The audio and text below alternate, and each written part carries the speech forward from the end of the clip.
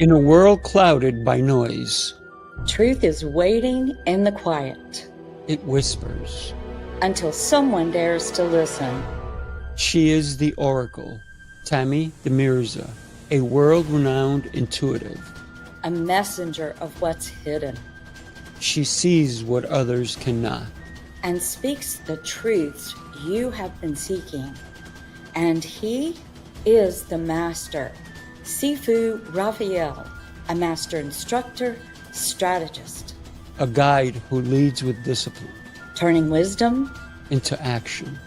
Together, We awaken what's been buried we ignite the hunger for truth, and we challenge illusions. guiding you to your next level of power. Two powerful souls unite to awaken what's been buried. To break what's been bound and to speak what others want. The Oracle, And the Master, it's time. Good morning.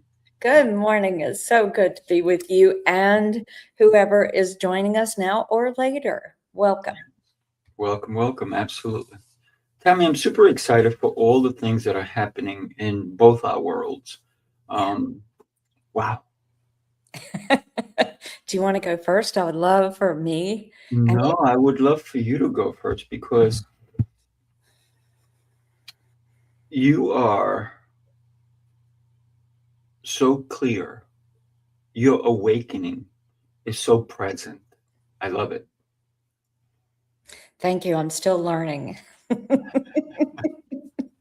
And some of the things that I just learned over last week, I'm going to share about awakening and what that does and how you get there. It's going to be nice. Some of the things that are occurring is that I just found out about 2 weeks ago that I am now honored, very honored to be asked and am now an ambassador for IKEA Institute. And what that is, it's huge. It means that I am not only a part of the International Pentecostal Assembly's ecumenical, and this honor came by a personal seal from Chief Apostle William McCoy. I'm telling you, I cried because it's a full circle of what has happened in my life, from religious context to spiritual context to everything that's happened. And one of the things that meant the world to me was I am now under their protection. I belong.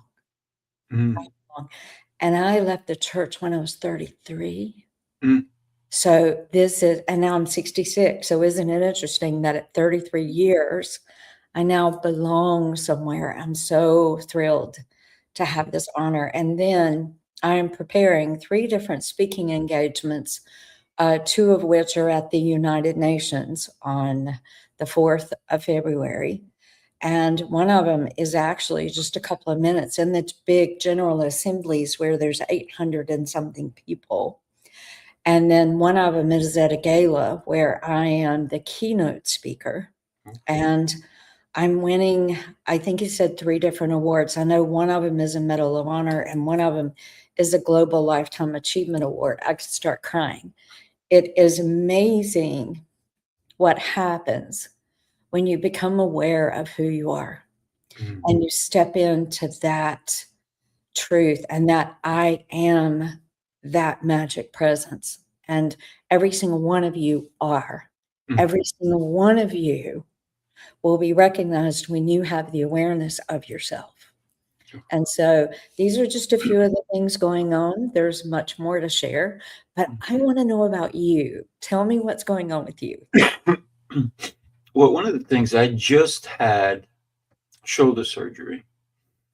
And the fact that I can, this is the arm, this is the shoulder, and the fact that I can kind of move it with a little bit of assistance, and I can do a lot of things. To me, that's just a beautiful thing. And I think that one of the things that has happened is my therapist a little bit like, what is going on? Why are you able to do what you can do? And I said, it's because of the way I think, right? Going into surgery, I had a little prayer. I had a little conversation with God, if you will. And I said, God, heal me before the surgeon touches me. And I said, so that when he goes in there, it's going to be like, psych. And when I came out of surgery, he saw me and he said, it was a success. It was great. Everything was great. He did actually have to repair, right? Because I had rotator cuff surgery. And so, but everybody expected me to be sleeping on a recliner, not sleeping in my bed. They said, we're going to give you these pills because you're going to be in pain, and this. Zero pain. Zero pain. I slept in my own bed. And even a week later, when I saw the therapist, he's like, oh, so are you sleeping on a recliner? I was like, no.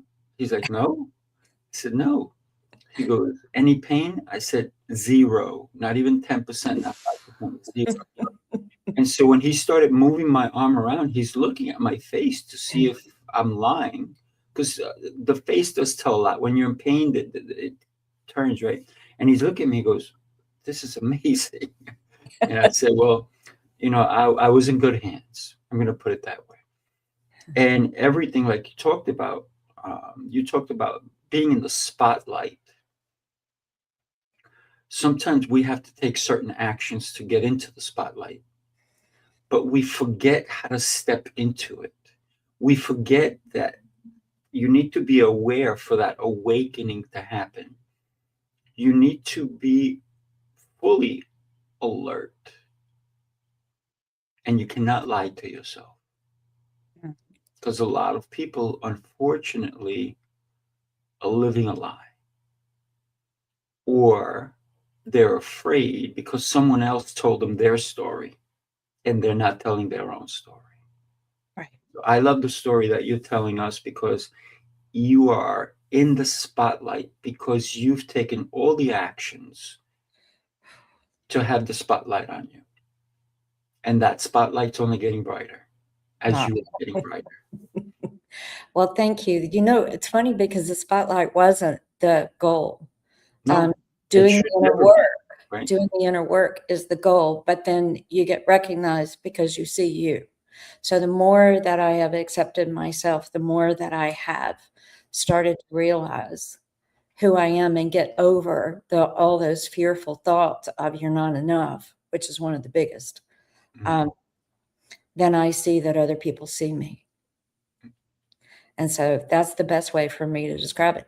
Would you mind if I just go into, there's something that I wrote, and I just want to read it to everybody really quickly to kind of start this conversation about this.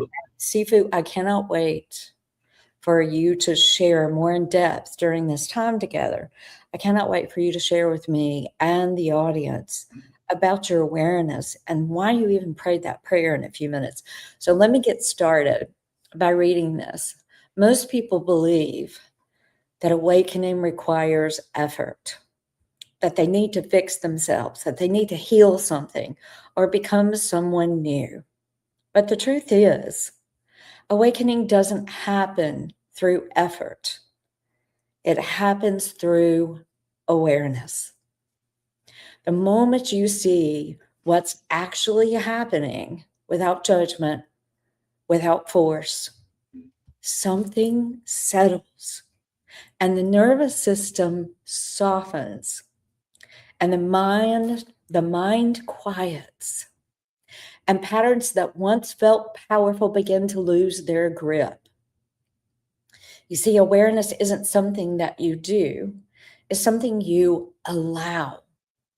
And in that allowing, you don't become more spiritual, you become more present. You stop fighting yourself. You stop abandoning your inner knowing. You return to self-trust. You see, awakening doesn't feel like fireworks. It feels like relief, like coming home to yourself.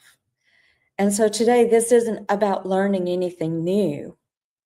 It's about noticing what's already there or here for you. Because this moment the moment that awareness is present, awakening is already happening. So I would love, if you don't mind, this is a really good opening for you to actually go into, how did you have the awareness that you could even pray that prayer? God, heal me before the surgeon even touches me. And now they're wanting to do a study on you because you're not normal. I never claimed to be normal. Well, neither one of us are, or we wouldn't be together. That's right. That's right. It's I just want to share with everybody also listening, or you're going to watch the replay, because awareness is where the authority returns, right? Most people don't lack discipline, even though they think they do. Other people tell them they lack it. What they lack is awareness of who is actually driving. And everybody's going to say body. I'm going to call it a vessel, right? Because this is the vessel that I'm in, and the decisions that we take every day. The moment awareness comes into us, man, it's a beautiful thing, and authority does return to oneself. So there is no force, there's no motivation, there's no speech, just clarity. You understand when you look in the mirror who you are. It's one of the things I want to say. It's not about judgment. I do not judge myself. The minute I start to judge myself, I'm someone else. Because everyone else in the world is going to judge us. So I don't judge me. I accept me. Because, I do believe in God. And if I am created in his image, then boy, am I good looking. Boy, am I sharp. Boy, am I smart. Boy, am I divine. Boy, and all these things. If I am created in his image, then yes, I am a gift. I'm a gift to the mirror that I'm looking into.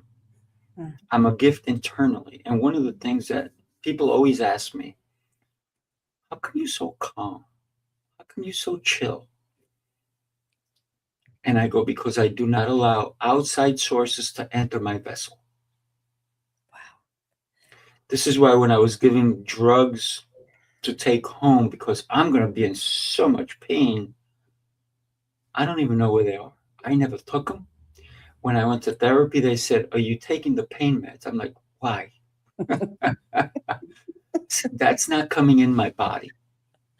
When I went to have my physical 2 months before my operation, my doctor says, and she's my doctor, but maybe she thinks I go somewhere else. And she goes, are you on any medications? I'm like, no, doc, you're my doc. Any pills, anything. I said, absolutely no. And they will not be entering my body.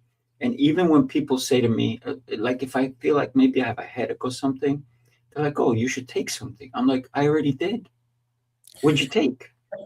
A breath. That's it. That's all I need. And I know that headache could be because maybe I'm hungry. Maybe I didn't drink enough water, right? That's it. And then my headache goes away. And I have not been sick in years and years and years. Why? Because of the way I treat my body. My body is a gift. And if you take a gift and you throw it in the corner and you don't look at it, that gift is going to have dust. It's going to be forgotten. I look at this gift every day. You're a gift.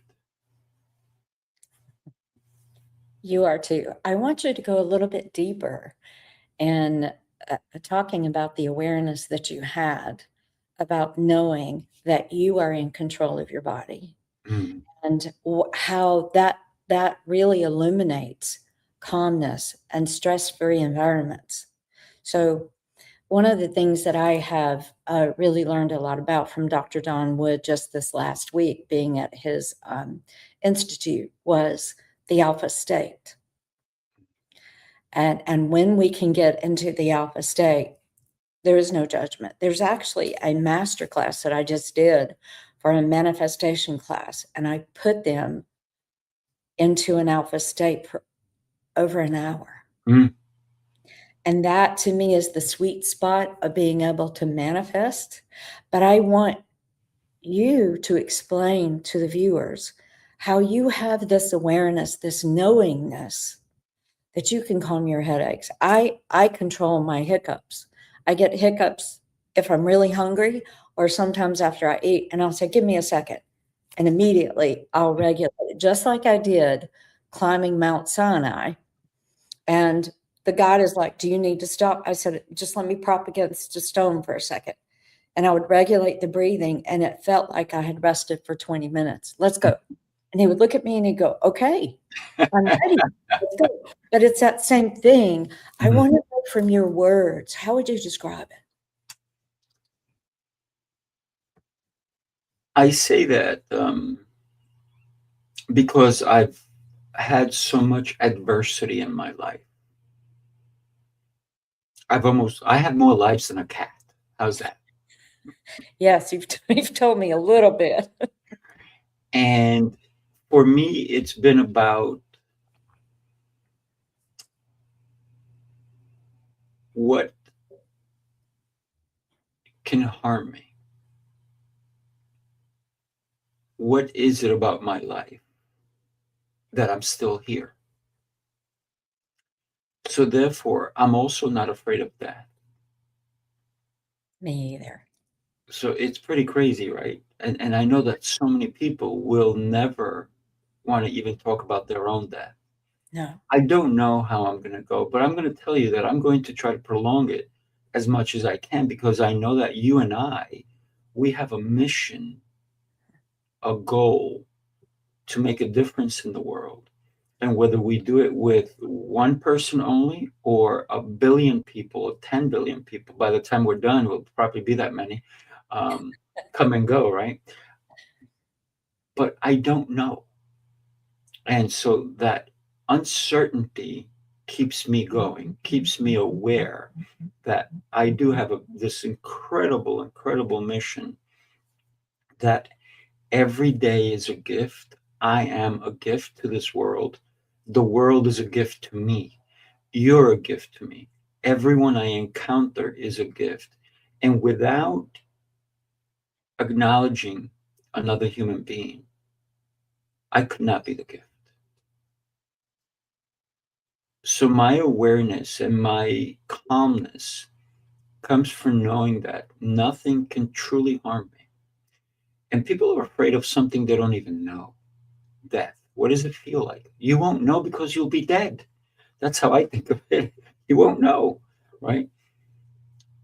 And if anybody out there has said, I've died and I've come back, I'd love to have a conversation with you. What is that like? What was the feeling, right? Because I've never felt it. I know I've been on the precipice, if you will, of almost dying.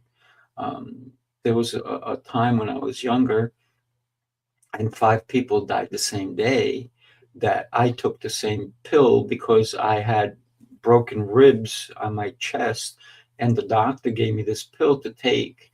And I went home and I could barely get out of bed, and I had to crawl to the phone and find out what was going on with me.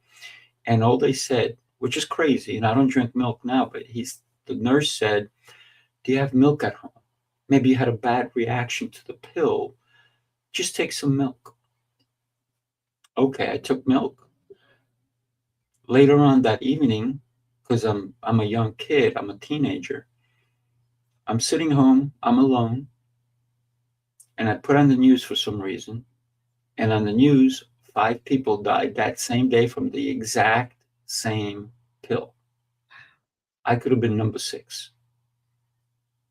And the crazy thing is, like a lunatic, I ran around, I go, I got pills that can kill people. So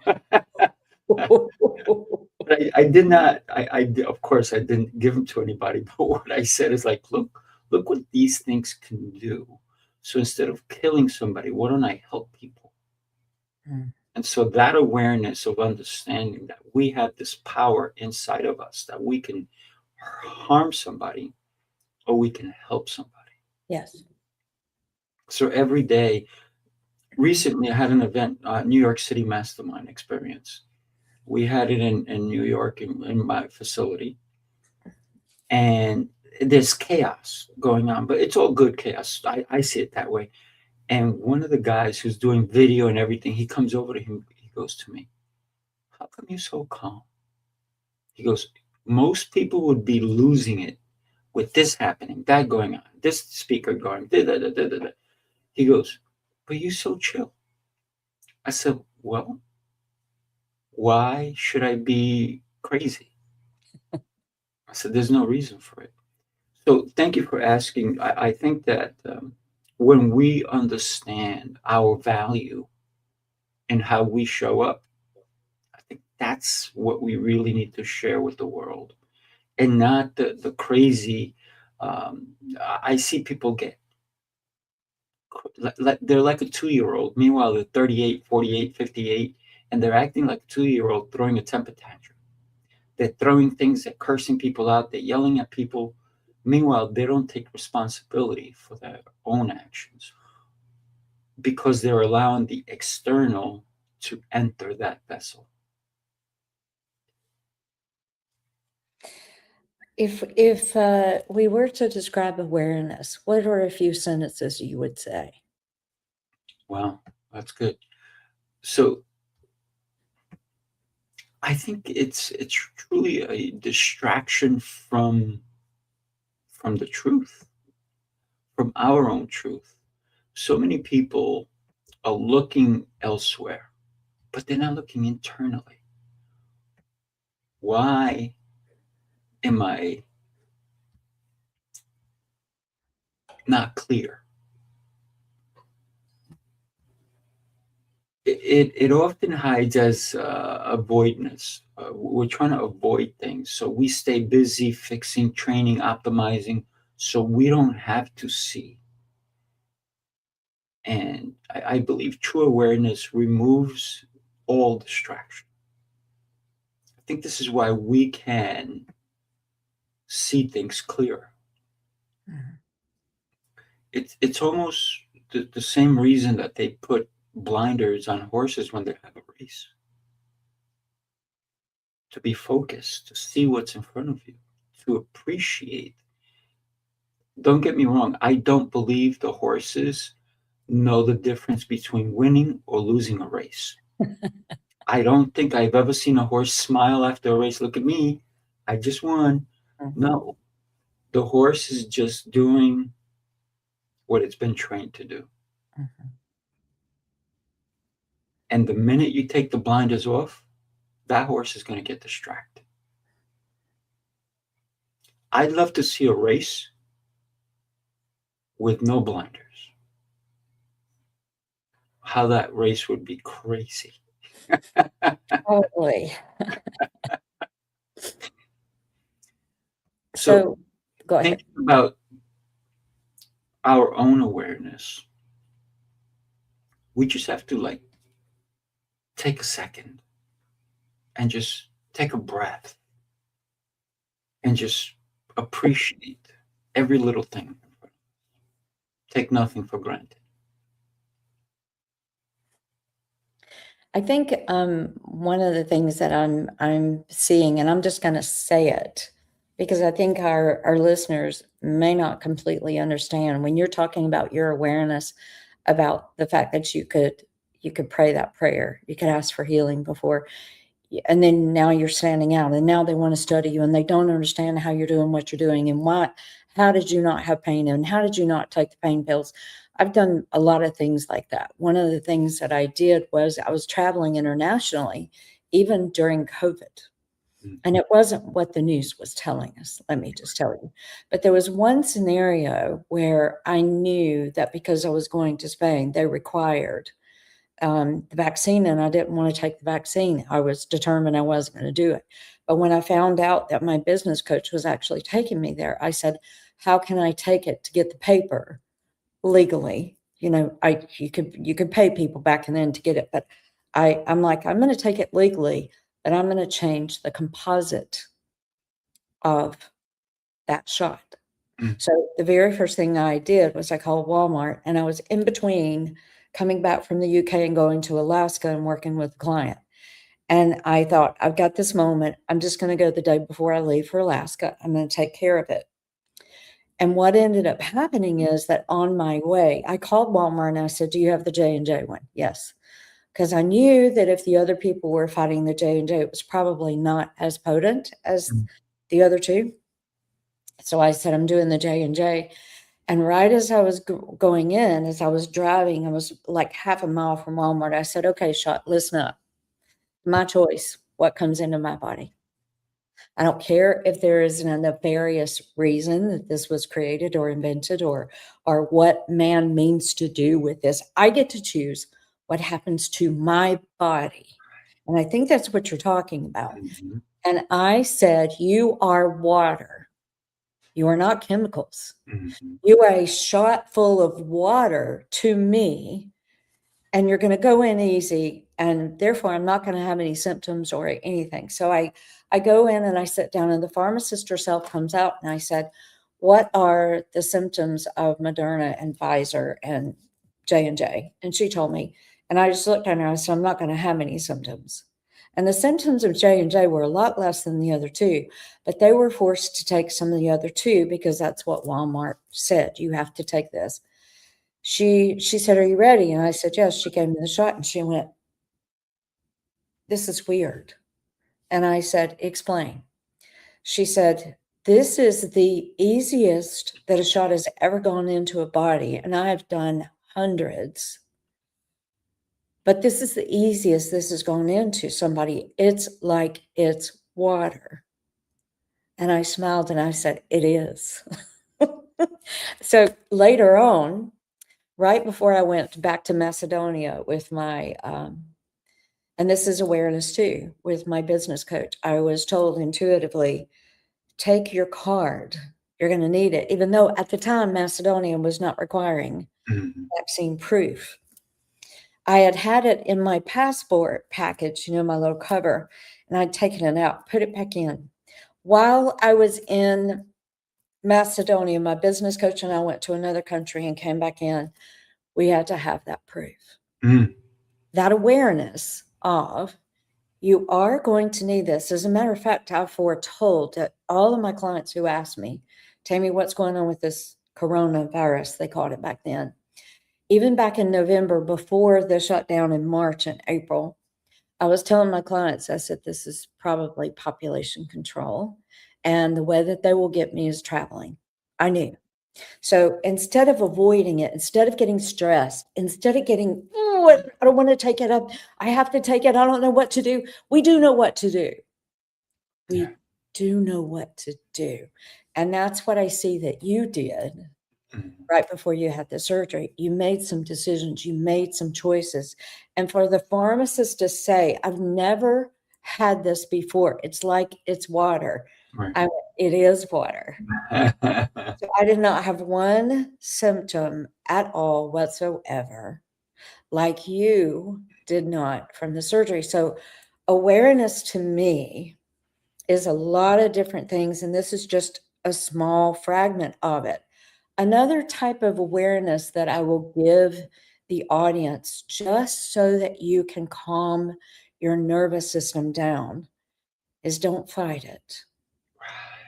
Don't fight it. Look at the bigger picture.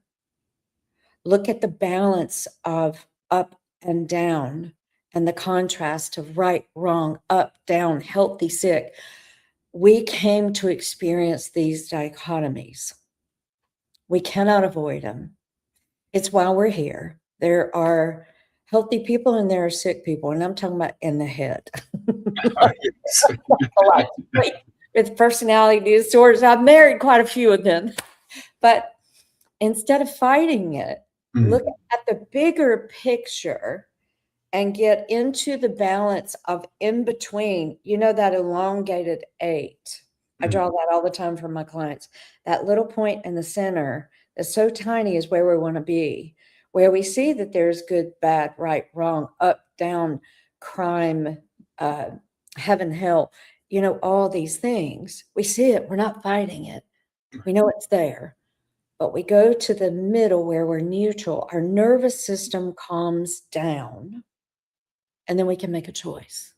And that decision thing is the biggest benefit to awareness and helps you make decisions. So when you open up your view to, and I'm just going to share, a lot of people know that I was homeless. And there was a guy that I wrote about in the Inmate and the Medium book, and I named him Kent. And his name is Ken. And I ended up having to go through a big healing process of guilt, blame, shame, blaming myself. Dr. David Hawkins had this consciousness scale. It's at the very bottom. It's where you're in the most pain, is when you're questioning yourself. You're in guilt, you're in blame, you're in shame. You can't get lower than that on his consciousness map. I was doing that.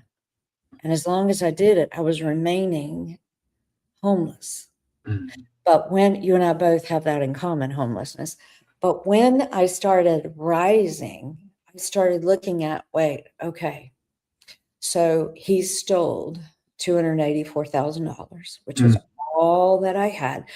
Easily back then would have bought a really nice home in Greenville County where I live, and it would have supported me for an entire year. Stole it. That is true. But I'm going to tell you the other truth, the other opposite end of that. I was asking Spirit for a school. I was asking for a mentor, and I couldn't find a mentor. I found 2 internationally known mediums to work with. Both of them were nasty and ugly and mean to me, trying to control. And I went, oh, okay, so you don't want me to have a mentor. That's upsetting me. I'm wanting one. Give me a school. So I placed my order for growth. I'm about at the point of not asking for that growth anymore because I do it so dramatic. But awareness means that I can look at Ken and say, yeah, you stole all of that money. But the other side of that coin, the awareness is, I paid you very well to learn conscious alchemy. That helps me and every single person that I work with manifest things out of thin air because I have the recipes now. Right. Oh, thank you for being of service. So I just gave a good example of how we will fight what is going on. That is not awareness. And fighting gets us dysregulated, and it messes up our nervous system, and it does all kind of awful things to us. And it's a beautiful thing when you can calm the nervous system down and go, what is the bigger or more whole truth of this scenario? Tammy, you asked for a school. God asked you 3 times if you wanted the school, that you had one for me. I said yes. And in that, there were 3 questions. Yes, yes, yes. Let's go. I said yes 9 times. 9 times. Then he came in. Yes, he stole. But I paid him. That awareness of the fullness of that and my participation healed me, which then helped me create more money, more accolades. The manifestation of this home is because of that. And the new home that I'm going to manifest next, or that I am manifesting, I should say, because I've already placed my order.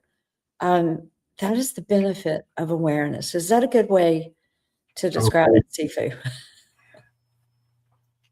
I have to say that people are put into our lives for a reason. And everyone who's hurt me the most has taught me the most. Yes. And I think awakening is the end of internal negotiation, because we are all suffering on the inside. And it comes from arguing with ourselves. Should I? Shouldn't I? Am I ready? Awareness ends all of that negotiation. You either see what's true or you don't. It's that simple. And when you see it, movement happens just so supernaturally. So yes, everyone who's ever hurt me, they've been some of my greatest coaches. Yes. People I never expected to hurt me, ever. But there's a reason they were in my life. There's also a reason they're no longer in my life, right? Do you believe, though, that you conspired for them to be in that very place with you, for you to grow? See, I do. Here's, I'm going to share with you an image that I saw a long time ago. There was somebody swimming and there were sharks. And the person is praying to God saying, Lord, why have you put me in these shark-infested waters? And the reply back from God is, because two things. Your enemies don't know how to swim, and they are afraid of sharks. So, yes, we do manifest those things. You and I were homeless because we can survive it. Anybody who's homeless right now, I pray that you figure it out, that you don't need to stay there. You may be there now. That doesn't mean you have to remain. There's growth when we accept who we are, when we accept our own awareness. Sometimes we may need a hand, right? It's almost like the other thing that I saw was there was a flood. This man is up on the roof of his house, and he's asking for a sign of God. And all a neighbor comes by on a boat. He goes, no, I'm waiting for a sign of God. Somebody comes by. All these different things, right? And the awareness was like, God did answer you. He sent your neighbor. He sent this boat. He sent this one. He sent that one. But you keep refusing to be aware of the message that I am here for you. I am here to help you. And so sometimes we may just need a helping hand. I've had instances where I've tried to help homeless people. When I used to work in Manhattan, New York City, every morning I used to buy a coffee and a donut. But it wasn't for me. It was for the homeless person that was by the office. Right before I entered it, I would buy it and give it to him every day. And he accepted it. But I didn't see him all the time, but I saw him plenty of times. Now, the question is, did he expect it that every time I saw him, I would give him something? And if I didn't give it to him, I would just give it to somebody in the office. I would just leave it there for somebody to enjoy. And then there was another time, I just came out of the Lincoln Tunnel, and I'm driving through Manhattan, and there's this guy asking for money. So because I had a long trip, I had energy bars with me. So I rolled down my window. I didn't give him money. I gave him an energy bar. He got so mad at me. He threw the bar back at me. Wow. He thought I was giving him money. Meanwhile, I gave him something healthy to eat. He looked at it. I already had rolled my window, and I'm already starting to pull away. And I see him throwing it, and it hits my window. And I was like, oh, well. He didn't accept the help. He only wanted what he wanted. So sometimes we are not listening to the message that's in front of us. Somebody cared enough. I cared enough to give him something healthy to eat. He wanted money so he can go do the wrong thing for himself. So we need to listen to the message. And we forget that there are people out there who are putting their hand out to help us. There are people out there who are going to give you awards, like you're getting 3. There are people out there who are going to put you on a stage. But we need to stop negotiating in the wrong way. We need to negotiate with the, yes, I'm worthy. Yes, I need what you have. I'm not going to beg for it, but if you're going to offer it, I'm going to accept it graciously. And maybe if I do the right thing, I will pass it along to someone else. I'm not one of those people that only gives, which I am, but I also don't mind receiving when the timing is right. I'm not a taker. I don't take. Because if you're not ready to give it to me, why should I take it from you? So for me, it's that awareness, right? How do we accept the message, and how do we not kill the messenger? Right? Well, while you were talking, it brought up something I think is really cool to share. I have an amazing friend that I met. I was being filmed in a movie in September in Arizona, and I met Tico. Her name is Dr. Teresa Goss. I was in Vegas. I'm on the stage with Les Brown. I'm going to be interviewed by him. I shared a stage with him in June. It was in September in Orlando, and I had a private conversation with him, and he said, I need to interview you. So we're going to set that up very soon. But in watching him and listening to him and what he had to say, it was really fascinating. Well, at the end of the conference with Bill Walsh, where I met those ambassadors and invited me to speak at the United Nations and talked to Les Brown, and I talked to the real Jerry Maguire. I have a picture of myself with him, Lee. It was fascinating being around these people. And when Tico picked me up she was going to take me to the airport. My flight was late at night. And she said, I'm coming to the Strip. And when she came to the Strip, she lives in Las Vegas, but she doesn't live on the Strip. When she picked me up, she said, I haven't picked anybody up on the Strip in about 20 years. I said, why me? She said, because it's you.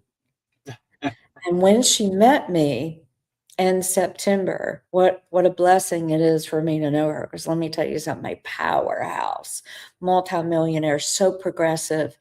And she does all these great things for humanity. If you don't know about her, you should look her up. And she was emceeing that event.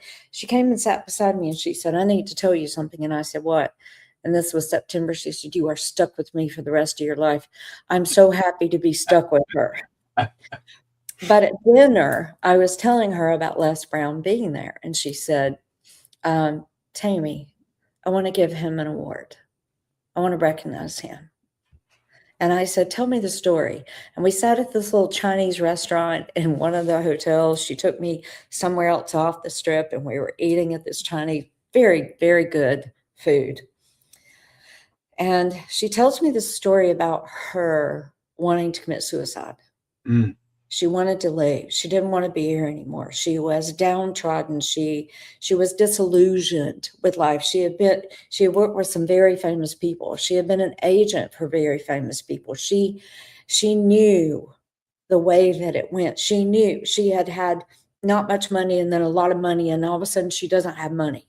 You know how that is. All of a sudden she's in this position of, I can't see hope. I don't even know how to crawl out of this. Wow. I don't know. I just want to kill myself. I just want to leave, which I think a lot of people on the planet have gone through that. I've gone through it more times than I can count. Because it would be easier if we just left. But she ended up finding books from or speaking engagements from Les Brown. Wow. She started listening to him, and she started thinking about what he was saying. And there was another lady, and I forget the lady's name that she was sharing, because my focus was on Les, because I ended up introducing her to him, and they just had a 3-hour conversation last week. And she was like, Tammy, I said, I told you I could do it. She wants to give him an award, and it's from 20 years ago. Wow. When she was struggling and was homeless and couch surfing and didn't have the money and didn't know how to get out of the self-imposed prison, the hell that she was in. She thought the only way out might be to leave. She started listening to Les Brown. Mm. He saved her life. Wow. So now she plans on giving him an award if he can make it. And I know it's earlier this year, and she's having another event in October where she's giving me an award. It's funny how all these things are happening, but I hope that that story encourages you. I hope that no matter where you are when you listen to this, no matter where you are, no matter what decisions you have made, no matter what mistakes you have made, that is not your identity. Your identity is what did you do with it? When I think of Tigo and what she did it, and the homelessness, what you did with it, the homelessness, what I did with it. Sir Dr. James Dentley, what he did with homelessness, he was homeless twice. Mm. A lot of people that I know that are big goats in the public speaking world that were homeless like us. Mm. So we're in good company, but I'm not happy that we all had to go through that. Right. It was not fun for sure. Right? It's not fun, but our identity now is because of what we did and what Tigo did to get out of it. And she is such a special person to me. I could start crying. I just love her. She's spicy as hell.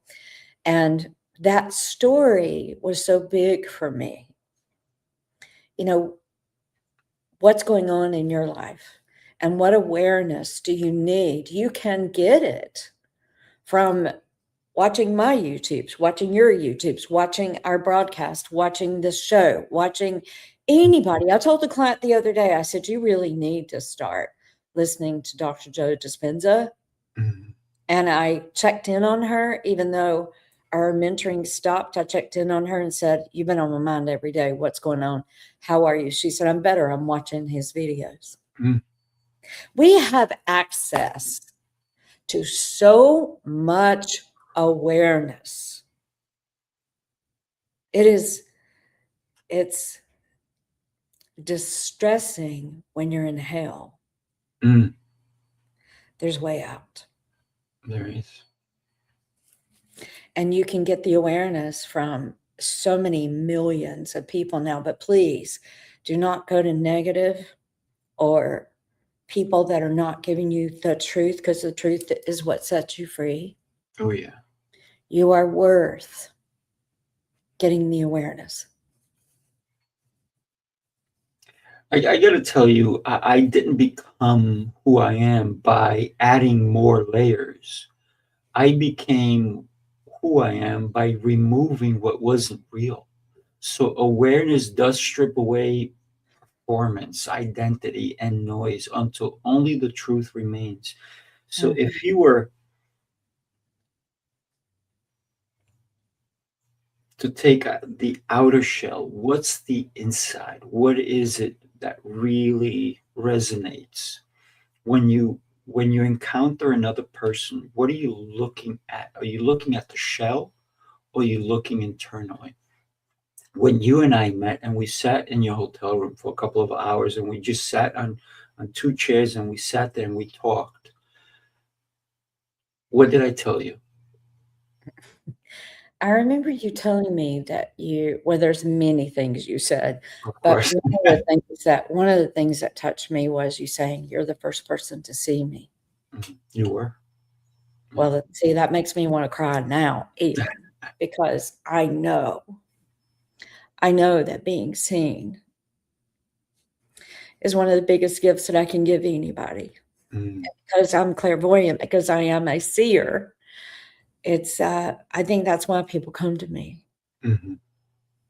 And they work with me because they know that I see them, and I see the good, the bad, the ugly, the beautiful, and the potential. Yeah, yeah. It's very interesting, because when we sat there, we said, we need to do something together, and this is where this show was born, if you will, because and the more that we get to know one another, the more I think I love you more. Um, I hope that our relationship will continue to grow, and one of the things that I feel like you and I will do life forever together, right? Am I stuck with you like Tigo? You're not I stuck. like that. You're not stuck, right? But it'll be a fun ride, right? And when you think about the identity of who you are, the identity of who I am, this is why I think the name was such a great way to come together, the Oracle and the Master, if you will. So think about the identity that we have in the world. From a kid, people knew who I was. Yet I would go, oh, I'm sorry, and you are? And it wasn't because I have this big ego. And one of the things I say to everybody and anybody, even if you're listening, if you ever see my ego, please punch it in the face, because it doesn't belong anywhere near me, right? And so it's not like, look at me, look who I am. No, none of that. Because you can't be that if you're a giver. If you're a taker, then you're like, look at me, look at me, look at me. So as a giver, I only keep elevating. And like I said, not by adding, but by removing the nonsense, removing the lies, and accepting the truth of who I am, who I'm meant to be. I am a mentor. I am a coach. I am a trainer. I am a brother. I am a father. I am a friend. And when we can realize that we're here to give and not take, but we're also here to receive, right? You're going to be receiving some awards. You received all these different, you're an ambassador now. Wow. That was a great gift to you. Yes. And congratulations. No, thank you. I'm still emotional about it because of the connotations and what that meant to me personally. It was a healing. Yeah. One of the things is that awakening, if you will, should not feel exhausting. Something's off if it feels exhausting. It should feel enlightening. It should feel light. So if the more honest you are with yourself, the more relief you're going to feel. And because no matter where you are in the world, there you are. Yeah. There you are. You cannot hide from yourself. Even in darkness, there you are. You can go to the beach. You can go to the mountain. You can go to the desert. You can go to the forest. Who are you? I'm the same person. I'm just in a different environment. I'm in a different country. I'm in a different state. But when we talk about state, I'm still in the state of loving me, because I have to start with me before I can love anyone else.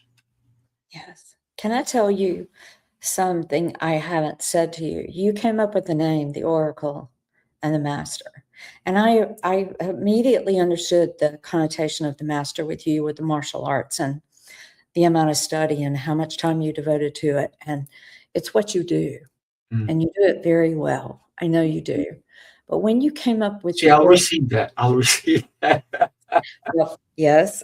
But when you called me the Oracle, I have to tell you, I'm going to look at the definition really quickly. I had to look it up Sifu. I didn't even know what that meant. I'm like, where did he come up with that? That as a noun, it is a priest or priestess acting as a medium through whom advice or prophecy was sought from the gods in classical antiquity. And it was like you saw me.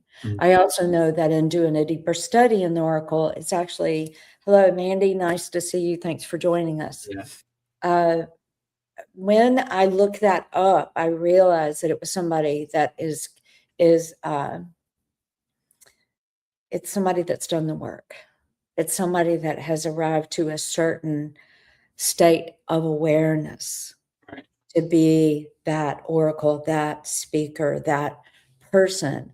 And when you did that, you said that I saw you in the hotel in Manhattan. I had been speaking in the theater district, and my face was on the Jumbotron for the second time in 3 months. Don't even know how that occurred. But you met me there, and you said that I saw you, but you saw me. So when you came up with that title for me, I went, of course. So I just want to say thank you for the idea of coming up with, you're the one that said, let's do a show, because I've never done a consistent show. I've been on a lot of interviews, a lot of stages, but I've never done a show. You're my first, and it's so great to be here with you. Yeah. Thank Look you. at that. Jose says we're two of his favorite people, and Well, you you're are one of ours. Oh, that's awesome. Absolutely. Thank you, Jose. I love you. Yeah, absolutely. He's someone I'm doing life with also. When we think about the choice of awareness, the choice of receiving, right? And when you were saying those beautiful and nice things about me, I'm like, yes, I will take them. I will receive them, because I didn't ask you for it, right? It's not like I gave you a script and say, hey, read this about me. And sometimes it's very interesting, because in the past, on my shows, when I would bring a guest, I would read their bio. I don't do that anymore. I stopped doing it. And the reason I stopped doing it is because I want people to tune in and find out who this person is. They can read their bio in the description of the show, of that particular episode, but I don't want to waste my breath on telling somebody who they are. I will give them their accolades during the show, but I want them to speak so that we can accept who they are.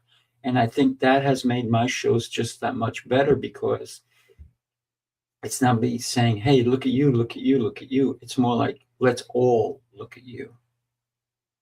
Let's find out who you are and why you even are here with us, so that we can accept you, so we can see the brightness or the brilliance that's inside of you, right? Yeah. Well, I'm going to have to run in just a minute. And I just want to say, for all of you who watch this, you are so much more than you think you are. And I need you. And Sifu needs you. And I'm not talking about to be a part of our audience. We need you to become aware of who you are. We want people on the playground to play with that are in the same mindset and awareness of. And Jose is one of those too, that just, you realize that you have to overcome a lot of fears to even get on a stage, much less be a leader. And we're all leaders. And I want to know what all of you came here to lead. I want to know what all of you came to do. I want you to know I need you as much as you need me. Oh, yeah. Right. Thank you, Deborah. Yes. So think about, and I know that you have to go. This is a totally shared space. We want you to share this episode with someone else, somebody who may need to listen to the message that came across, because you are worthy of you, but you need to find the truth about you.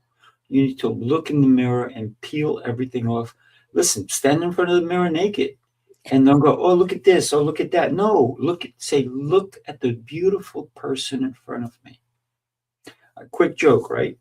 One time I was at an event and I was like dressed in different suits, and they go, man, why do you come? Are you trying to impress somebody? I said, listen, if I was trying to impress somebody, I come naked.